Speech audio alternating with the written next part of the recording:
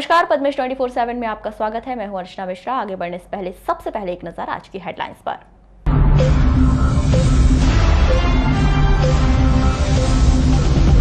खैरलांजी रेत घाट में मारपीट के मामले में पूर्व सांसद कंकर मुंजारे सहित 11 लोगों पर मामला दर्ज। बीएसएनएल कर्मचारियों ने दिया धरना, लगाया आरोप धरने के बाद मिलती है सैलरी। 1800 लोगों के सिर पर नहीं है छत, 2 साल से पीएम आवास की नहीं मिली तीसरी किश्त। और वॉकिंग, रनिंग और साइकिलिंग करते समय मास्क को दें थोड़ा विराम, लें लंबी सांस। और अब खबरें विस्तार से। बालाघाट जिले के पूर्व सांसद कंकर मुंजारे पर खैरलांजी रेत घाट पहुंचकर रेत का उत्खनन कर रहे ठेकेदारों के कर्मचारियों से मारपीट करने का आरोप लगाया गया है। शुक्रवार को बाकायदा रेत घाट ठेकेदारों ने प्रेस कॉन्फ्रेंस कर इस बात की पूरी जानकारी दी कि कैसे पूर्व सांसद श्री मुंजारे कुछ लोगों के साथ खैरलांजी रेत घाट पहुंचते हैं और वहां पर काम करने वाले ठेकेदारों के कर्मचारियों से मारपीट करते हैं। ये रेत कंपनी शासन के नियम अनुसार काम कर रही है और जो कल घाटों पे अनियमितताएं और जो कुछ नेताओं ने जाकर गुंडागर्दी करे उसके खिलाफ हमने कलेक्टर साहब को, एसपी साहब को ज्ञापन सौंपे, उन पर सख्त कार्रवाई करने के निर्देश जारी करने के लिए, आदेश करने के लिए कहा है। और हम किसी प्रकार का कोई गलत काम नहीं कर रहे हैं। शासन के नियम का पूरी तरह से पालन किया जा रहा है और किसी प्रकार की चोरी को रोकने की जवाबदारी शासन की है। और हम चाहते हैं शासन को कि अगर बिना रॉयल्टी के या बिना कागजात के या बिना फॉरेस्ट एरिया के अगर रेत निकलती होगी तो उस पर तत्काल कार्रवाई करें और ऐसे डंपरों को और ऐसे ट्रैक्टरों को राजसात करें।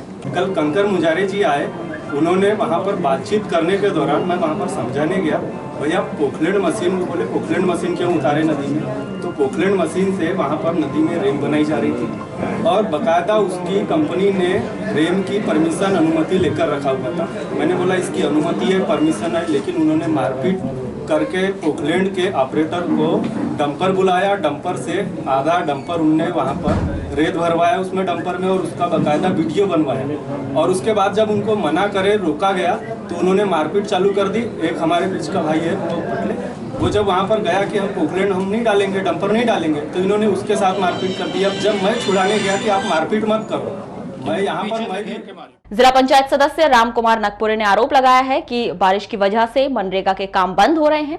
लॉकडाउन में घर लौटे लोगों के पास वैसे भी काम नहीं है।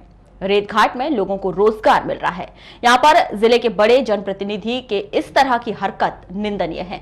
कल पता चला मुझे कि वहाँ मुंजारी जी आए थे और मुंजारी जी ने किसी से बिना पूछे जो वहाँ किया, मेरे हिसाब से गलत है। वहाँ पर 1000 से 1500 लोग काम कर रहे हैं, जो मजदूरों को काम मिल रहा है। आज की कंडीशन में रोजगार गारंटी का काम धीरे धीरे बंद होने लगा है। आज 1500 उस घाट पर 4-5 गाँव के लोग, 5-6 गाँव के लोग काम कर रहे हैं। कल 1500 कर रहे हैं, कल 2000 के लोग काम करेंगे। तो लोगों को वहाँ काम मिल रहा है। नेताओं का ऐसा काम नहीं कि किसी घाट पर जाए और मारपीट करे और घाट को बंद करने की कोशिश करे। लोगों को भ्रमित कर रहे हैं, वहाँ के आसपास 5-6 गाँव जो है लोधी समाज के, उनको भ्रमित कर रहे हैं कि ये काम को बंद किया जाए। उससे कहीं तो घाटा हो नहीं रहा है, फायदा हो रहा है, हजार लोग फायदा हो रहा है, सारे लोगों को रोजगार मिल रहा है।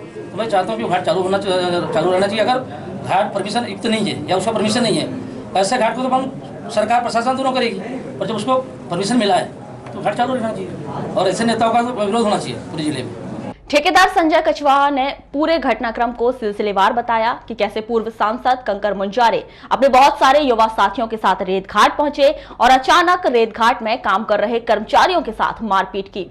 उन्होंने मांग की है कि पुलिस प्रशासन सभी पर कार्रवाई करे। कल का विवाद यह है कि जैसा कि अपने ऑक्शन से पूरे जिले का रेत खदान लिए, आप लोग को पता ही है कि अब पूरे जिले का एक ही ठेकेदार को ऑक्शन होता है। हमारा जब बुधई खदान था वो शासन के पूरे नियमों के हिसाब से वैध था, हम लोग उसको वैध रूप से चला रहे थे। मैं घाट से अभी करीब 1 किलोमीटर दूर पे था, मुझे अचानक फोन आया कि कंकर मुजारे जी वहाँ पे 3 गाड़ियों में भर के और 5 मोटरसाइकिलों में टिबल सीट लड़के बैठ के आए।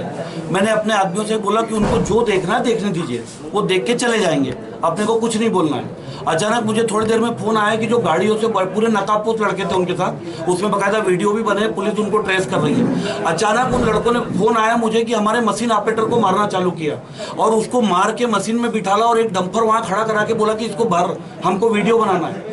उसके बाद जब हमारे यहाँ का एक देवनलाल पटले कर्मचारी था, उसने रोकने की कोशिश किया तो उसको कॉलर पकड़ के खींचा। रेत ठेकेदार राजेश पाठक ने सीधे आरोप लगाया कि उन पर दबाव बनाया जा रहा है, उन्हें ब्लैकमेल किया जा रहा है। उन्होंने बताया कि शासन और प्रशासन को उनकी ओर से ज्ञापन दिया गया है। 40 करोड़ रुपए रेत घाट के शासन को दिए गए हैं। इसके बाद भी शासन प्रशासन असामाजिक तत्व से उन्हें सुरक्षा प्रदान नहीं कर सकता, तो जिस तरह से शराब की दुकान उनके द्वारा सरेंडर कर दी गई, रेत घाट भी सरेंडर कर देंगे। 30 साल से आप लोग हमको जान रहे हो, समझ रहे हो। आज तक हमने कभी कोई अनलीगल काम किया नहीं है। आज तक किसी थाने में हमारे खिलाफ कोई FIR हुई नहीं है। ऐसा कोई काम हम कभी किए नहीं। 1000%, 100% लीगल काम जो होता है वही हम करने का प्रयास करते हैं। इसके बावजूद लगातार ब्लैकमेल करने का प्रयास किया जाए, दबाव बनाने का प्रयास किया जाए, घाटों में जाके गुंडागर्दी करने का प्रयास किया जाए, तो शासन और प्रशासन को इसीलिए आज हमने ज्ञापन दिया है कि अगर शासन और प्रशासन जिसके संरक्षण में हमने 6 करोड़ के घाट 35 करोड़ के लिए और रजिस्ट्री और सारे खर्चे मिला के 40 करोड़ दे रहे हैं शासन को, अगर शासन प्रशासन हमको इन गुंडों से संरक्षण नहीं देगा तो जिस तरह से शराब की दुकानें हमने सरेंडर कर दी है, हम रेत के घाट भी सरेंडर कर देंगे। ये मांग हमने आज कलेक्टर साहब, SP साहब और सभी अधिकारियों से की है और ऊपर भोपाल तक इसकी सूचनाएं हमने सबको भिजवाई हैं कि हमको संरक्षण दिया जाए। हम लीगल काम कर रहे हैं, रॉयल्टी पटा रहे हैं। अतिरिक्त पुलिस अधीक्षक प्रतिपाल सिंह महोबिया ने बताया कि फरियादी अजय लिल्हारे ने लिखित में शिकायत दी है कि 25 जून को कुछ गाड़ियों से पूर्व सांसद कंकर मुंजारे अपने साथियों के साथ रेत घाट पर आए थे। इस दौरान इन लोगों ने उनके साथ मारपीट की। उनकी शिकायत के आधार पर एक व्यक्ति को गिरफ्तार किया गया है, वहीं अन्य लोग फरार हैं। इसमें जो एक फरियादी है अजय लिल्हारे, उसने लिखित में शिकायत की थी कि कल शाम को 5:30 बजे वो राजेश पाठक जी की तयशुदा मतलब जो स्वीकृत खदान है वहाँ से रेत उत्खनन का काम कर रहा था। तो उसी समय एक सफ़ेद कलर की 2 गाड़ियाँ, एक फॉर्चूनर और एक सफारी, उसमें पूर्व विधायक और सांसद कंकर मुंजारे जी और साथ में करीब 8 लोग वो आए और उन्होंने रेत का काम चल रहा था उसमें बाधा पहुंचाई और उनके साथ मारपीट की। इसी को लेके कल FIR दर्ज हुई है। इसमें सर किसी गिरफ्तारी वगैरह? अभी एक व्यक्ति की गिरफ्तारी हुई है और गाड़ियां जब्त हुई हैं, बाकी अभी जांच चल रही है, उसके बाद कार्रवाई की जाएगी। तो पूर्व सांसद के भी खिलाफ मामला दर्ज है क्या है? जी हाँ, उनके खिलाफ मामला दर्ज किया गया। इस पूरे प्रकरण पर जब पद्मेश न्यूज ने पूर्व सांसद कंकर मुंजारे से दूरभाष पर चर्चा की तो उन्होंने केवल यही कहा कि आरोप निराधार हैं। शुक्रवार को BSNL एम्प्लॉइज एसोसिएशन के द्वारा हड़ताल कर विरोध प्रदर्शन किया गया। इस दौरान कर्मचारी अधिकारियों ने सरकार पर बड़े ही गंभीर आरोप लगाए। कर्मचारियों को समय पर सैलरी नहीं मिल रही है, हड़ताल करने पर ही सैलरी दी जाती है। यही नहीं, BSNL 4G स्पेक्ट्रम के लिए सरकार के द्वारा उचित निर्णय नहीं लिया जा रहा है, जिस कारण BSNL नाजुक दौर से गुजर रहा है। कि समय पे सैलरी का आवंटन हो, गवर्नमेंट द्वारा कर्मचारी हर महीने कार्य करता है, उसे समय पे सैलरी मिले। दूसरी मांग हमारी है कि अभी जियो को गवर्नमेंट ने आगे बढ़ावा दिया, BSNL को नहीं दिया। 4G स्पेक्ट्रम का लाइसेंस हमें देने वाले थे जो आज दिनांक तक हमें अप्राप्त है। और वहीं पर लद्दाख में जियो को गवर्नमेंट ने प्रोटेक्ट करके 54 टावर लगाने के लिए आदेश किया है। तो ये गवर्नमेंट की, सरकार की हमारे खिलाफ विरोध नीति है, जिसका कि हम हमेशा उनके खिलाफ में रहेंगे। और हम ये चाहते हैं कि ज़्यादा से ज़्यादा गवर्नमेंट BSNL के उत्थान के लिए, हम पुनरुत्थान के लिए कार्य करे। आज जो धरना प्रदर्शन का कार्यक्रम है ये सरकार के खिलाफ है। जो सरकार ने अक्टूबर 2019 में BSNL हेडक्वार्टर को प्रॉमिस किया था कि हम आपको 4G इंस्पेक्टर देंगे, लेकिन आज तारीख तक 4G इंस्पेक्टर सरकार द्वारा प्रदान नहीं किया गया। उसके बाद हमें कहा गया था कि आपके यहाँ एम्प्लॉय ज़्यादा है, इनको VRS दिया जाए। तो हमारे यहाँ BSNL से 79,000 लोगों ने वीआरएस ले लिया, उसके बाद भी आज सरकार के द्वारा जो कार्यक्रम किया जा रहा है बीएसएनएल के प्रति वह संतोषजनक नहीं है। हमारी प्रतिमाह जो सैलरी है वह सैलरी भी हम जिस दिन धरना की दिनांक आह्वान करते हैं उसके एक दिन पहले दी जाती है। ऐसा क्यों? जब अगर एक दिन पहले धरना के सरकार के पास और हमारे बीएसएनएल हेडक्वार्टर के पास पैसा है तो फिर 1 तारीख को क्यों नहीं दिया जाता?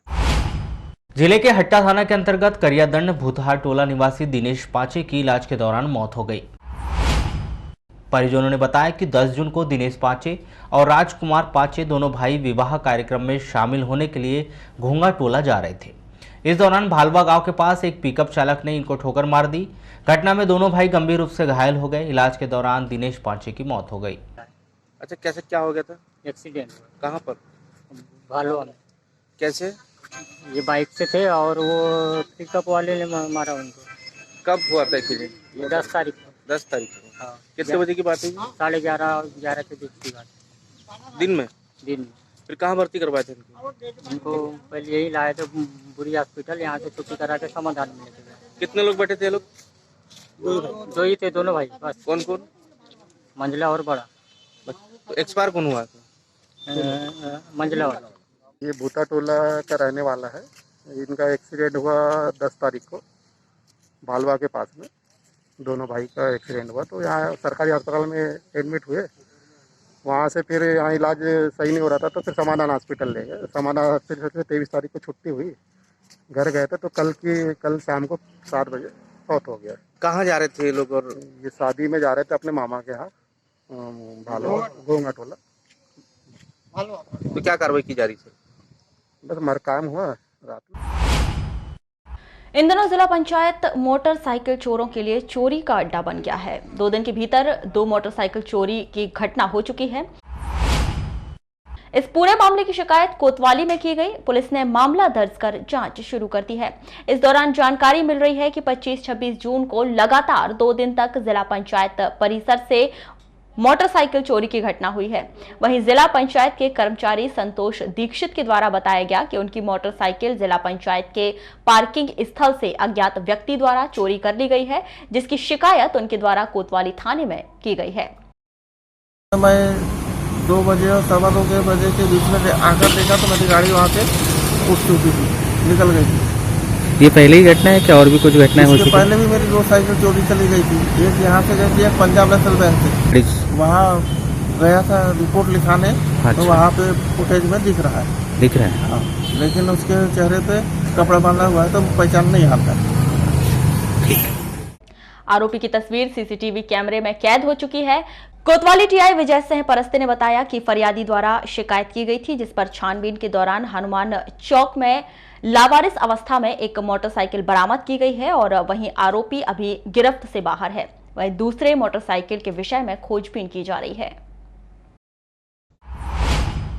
भरवेली थाना अंतर्गत छोटा हीरापुर के एकता कॉलोनी में एक युवक ने अपने घर के कमरे में फांसी लगाकर आत्महत्या कर ली। मृतक युवक कृतिक ब्रह्मे 20 वर्ष की फांसी पर लटकी हुई लाश उसके घर से बरामद की गई। यह युवक बीई का छात्र था, जिसने किस वजह से फांसी लगाकर आत्महत्या की है यह स्पष्ट नहीं हो पाया है। जानकारी के अनुसार 26 जून को कृतिक घर में अकेला था। पिता सुरेंद्र माइंस अपनी ड्यूटी में चले गए थे। मां और बहन भी बाहर गए हुए थे। 4 बजे करीब पिता सुरेंद्र घर आए, तब उन्होंने कमरे में अपने बेटे कृतिक को फांसी पर लटके देखा। कृतिक की मौत हो चुकी थी। कृतिक ने मकान के कमरे की छत के कुंदे से रस्सी बांधकर फांसी लगा ली थी। प्राथमिक सूचना हमें मिली थी कि छोटा हीरापुर में एक ऋतिक ब्रह्मे करके लड़का है, जिसने अपने घर में किचन के पास में रसोई में फांसी लगा के ख़त्म हो गया है। तो तत्काल में पुलिस को भी तस्दीक के लिए भेजे और उनके परिवार वाले भी हमारे थाने पे आ गए रिपोर्ट लिखाने के लिए। तो उनकी रिपोर्ट पर हमने कायमी करके जांच के लिए यहाँ पे आए हैं। सारी चीज़ों को लोगों से पूछताछ भी की है, लेकिन अभी तक जांच में कोई भी खुलासा नहीं हो पा रहा है। ये जांच का विषय है आगे। तो ये थी अब तक की खास खबरें। अगली न्यूज़ बुलेटिन के साथ फिर मुलाकात होगी। तब तक के लिए नमस्कार।